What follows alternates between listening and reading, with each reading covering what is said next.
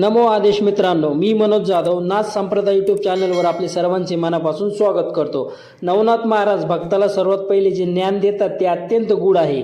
ते म्हणतात, तू हा देह नाहीस, तू शुद्ध चेतना आत्मा आहेस। आपण जन्मापासून स्वतःला नाव, पैसा, घर, नाती, समाज या गोष्टींमध्ये अडकून घेतो। कोणी आपल्याला अपमान केला तर आपण दुखवतो, कोणी स्तुती केली तर आपण आनंदी होतो, पण हे सगळं देहाभोवती फिरत असतं।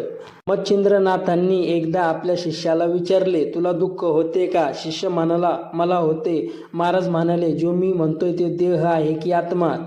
तेव्हा शिष्याला जाणवले की देहाशी स्वतःलाच जोडून घेतले आहे। नवनाथ महाराज शिकवतात, देह नाशिवंत आहे पण आत्मा कधी मरत नाही।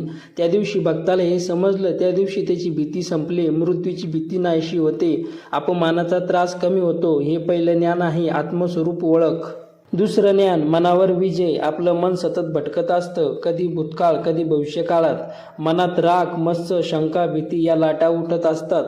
गोरक्षनाथ महाराज सांगतात, मन हा सर्वात मोठा मित्र आणि सर्वात मोठा शत्रू।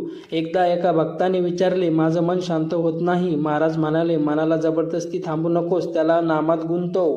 जेव्हा मन नमो आदेश मध्ये रमायला लागतं तेव्हा त्याची उधळण थांबते। नवनाथ महाराज सांगतात, मनावर नियंत्रण म्हणजे साधना। मन शांत झाले की निर्णय स्पष्ट होतात, जीवनात स्थैर्य येते। तिसरं ज्ञान, अढळ निष्ठा। कानिपनाथ महाराज सांगतात, भक्तीला परीक्षा येते। जेव्हा संकट येते तेव्हा अनेक जण देवाला दोष देतात, पण खरा भक्त संकटात अधिक दृढ होतो।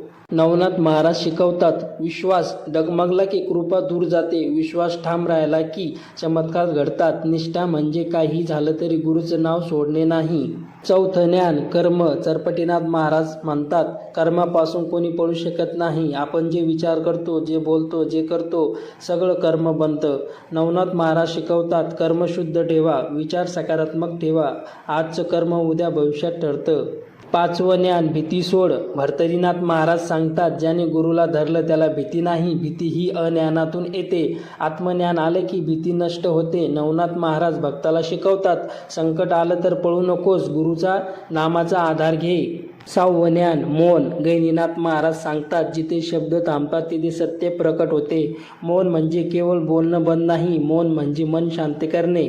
मौनात भक्ताला अंतर मनातील दिव्य प्रकाश दिसतो। सातवं ज्ञान, गुरुसेवा। रेवणनाथ महाराज सांगतात, गुरु प्रसन्न तर सर्व प्रसन्न। गुरुसेवा म्हणजे अहंकाराचा त्याग, गुरुच्या आज्ञेत राहणे। आठवं ज्ञान, स्थैर्य। नागनाथ महाराज शिकवतात, वादळ येतं म्हणून पर्वत हलत नाही, जीवनात चढ उतार येत असतो पण भक्ती स्थिर ठेवावी। नववं ज्ञान, अहंकार सोडा। आदिनाथ हे सत्य सांगतात, अहंकार म्हणजे अडथळा, मीपणा गेला की ईश्वर भेटतो। 10वं आणि अंतिम ज्ञान, पूर्ण समर्पण। जेव्हा भक्त म्हणतो, माझं काही नाही, सर्व नवनाथांचंच आहे, तेव्हा जीवनातील परिवर्तन सुरू होते। कर्म शुद्ध होते, मन स्थिर होते, भीती नाहीशी होते। हेच नवनाथांचं अंतिम तत्वज्ञान आहे। मित्रांनो, नवनाथ महाराजांचे हे ज्ञान फक्त ऐकण्यासाठी नाही, ते जीवनात उतरवण्यासाठी आहे। मच्छिंद्रनाथ आणि गोरक्षनाथ यांनी दिलेले तत्वज्ञान एकच आहे, स्वतःला ओळखा, मन जिंका आणि गुरुचरणी समर्पित व्हा। जर तुम्हाला खरंच नवनाथांची कृपा हवी असेल तर रोज मनापासून एकदा तरी म्हणा, नमो आदेश। हा व्हिडिओ शेवटपर्यंत पाहिल्याबद्दल मनापासून धन्यवाद। चॅनलला सबस्क्राईब करा, ऑल घंटी प्रेस करा, जेणेकरून समोरचा व्हिडिओ तुमच्यापर्यंत लवकर पोहोचेल। व्हिडिओला लाईक करा, कमेंटमध्ये नमो आदेश लिहा, कारण जो नवनाथांना हाक मारतो त्याला नवनाथ कधीही एकटं सोडत नाही। नमो आदेश।